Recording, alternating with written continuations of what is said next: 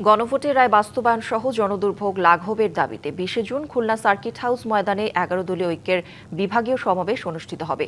এ লক্ষ্যে খুলনা প্রেস ক্লাবে সংবাদ সম্মেলন করছেন জামায়াতের সেক্রেটারি জেনারেল মিয়া গুলাম পরোয়ার। আমরা সরাসরি যুক্ত হচ্ছি সেখানে।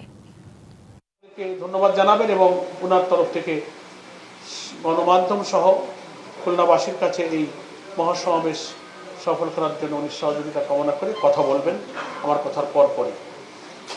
তো আমি খুব সংক্ষেপে আপনাদের কাছে তো একটা মহাসমাবেশের আয়োজন সম্পর্কে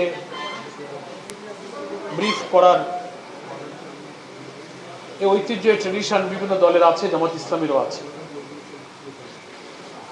অনেকদিন পর খুলনা প্রেস ক্লাবে আপনাদের সঙ্গে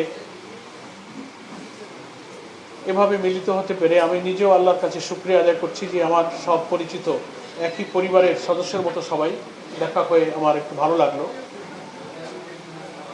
সম্ভবত জাতীয় নির্বাচনের আগে নির্বাচনী ইশতেহার প্রকাশ উপলক্ষে আমার একটা সাংবাদিক সম্মেলন ছিল, সেটি ফর্মালি এই প্রেস ক্লাবে আপনার সঙ্গে আমার শেষ দেখা। আজকে সকালে আমি ঢাকা থেকে এসেছি এই প্রেস ব্রিফিংয়ের জন্য।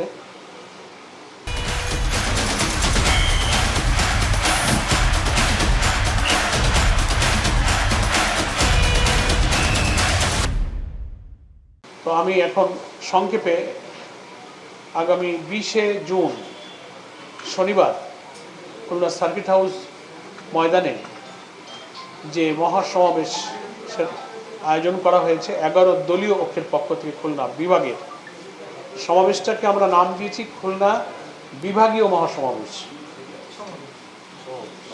সমাবেশ।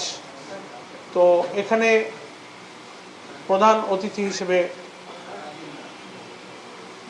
11 দলের শীর্ষ নেতা এবং জাতীয় সংসদের মাননীয় বিরোধী দলীয় নেতা বাংলাদেশ জামাত ইসলামীর আমির ডক্টর শফিকুর রহমান এমপি, তিনি প্রধান অতিথির